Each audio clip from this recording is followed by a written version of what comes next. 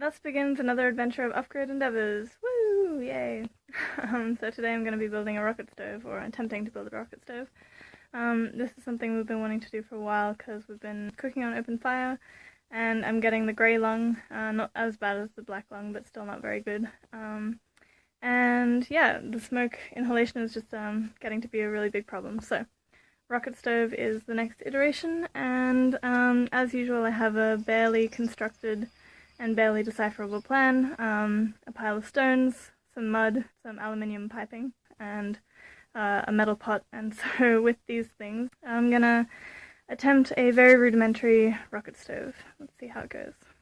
So here's the progress so far. What I've done here is made a little space for wood storage, and also just to pull it up off the ground a little bit more so that the height comes up to a more comfortable level. I'm making this all out of stones. I haven't put any clay in yet, but I will be using it just to fill in like the gaps on the sides to make sure no smoke comes out of there and no air goes in. So this will be the air chamber. Above this there's the grill, and above that I'm going to build the wood feeding chamber.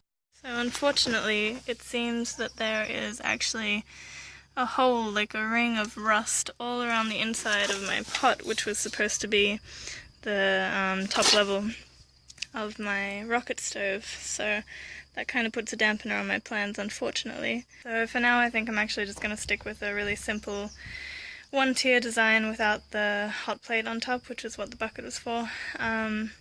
Unfortunately, this means there might still be the issue with smoke, so we'll have to see what happens with that. But I don't know, one step at a time. I think I can add the hot plate later whenever I chance upon another better conditioned metal bucket. I've just added some cob on the sides to try and plug up all the holes. I'll probably do a second layer soon after that one dries a bit. Now I've just added like the second layer. So this is the fuel entry. This is for air and for ash to fall down. I'll probably add a few more stones in here to close this gap a little bit more and make it a little bit tighter. And then this is the beginning of the chimney. So now what's left is just adding more stones and clay all around here, building it up until we have the right height, which should be about 40 centimeters, maybe a little bit more. Okay, so last night we had the maiden voyage with the rocket stove, and it actually worked really well. I mean, it worked, which is amazing. I didn't know if it would work at all. And also it looks like a fairy castle, which I think gives it extra points in the aesthetics department. Toby doesn't like it though, so so I have to fix it. No, it still smokes quite a bit, so I'm going to add this flue. I've just put a few more layers of rocks. I'm still sort of puzzling them around, and I'm going to put the flue in at the back. Because I still don't have a metal bucket, it's just going to be like a rudimentary flue shoved in a rocket stove design. But yeah, we'll see how it goes. Yesterday I completed the rocket stove and took it for its maiden voyage, which was actually a surprising success, given that I have no idea what I'm doing. And I don't think you're supposed to build rocket stoves from stone and mud anyway. And yeah, I don't know, it was a nice first attempt. And so we cooked our dinner on that last night, and that was awesome. And then today, Toby pointed out some of the flaws in my design, and there were many. And so in a fit of rage, I kicked over my rocket stove and now have decided to start again. So that's what happens sometimes, I guess. You get super emotional and insecure about your creations, and then you destroy them, and then you build something better.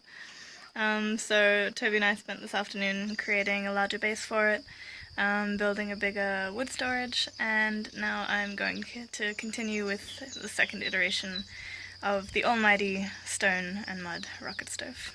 Wish me luck. Hopefully this time I don't kick it over. What you doing there, Jazz? Rebuilding. Rebuilding what? Rebuilding the rocket stove. Whoa! It's gone for its first test run with a shorter stack than a full rocket stove might have. And it went pretty well. Did it now? Relatively well. And so now I'm raising the chimney and gonna turn it into a real deal rocket stove. Real deal rocket stove! You wanna have a look inside, everybody? Let's have a look inside. Great job, Jazz. Thanks, Toby. You made a thing. I did. It's got a flue and it works. It works. Man, we look like with that plastic piece up there. It looks like we live in.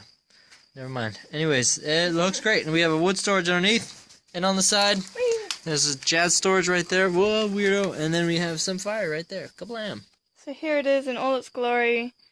The finally complete second iteration of the Fairy Castle rocket stove. Ta-da! So we've got the wood storage, the fuel and air chambers. The whole thing is made entirely out of stone and cob, which is pretty amazing. Actually, this much of the top almost is just made out of cob to create a level surface for the pot to sit on. Inside here is the end of the flue, and we've actually just put like a little metal flap to try and slow down the airflow so we don't lose as much heat as quickly. And then the flue just actually goes right outside, like onto this blackened rock. So yeah, there it is. The second iteration was actually much more successful than the first one. I haven't kicked it over yet, so that's a bonus. Yeah, I would chalk it up as a complete success. Ta-da!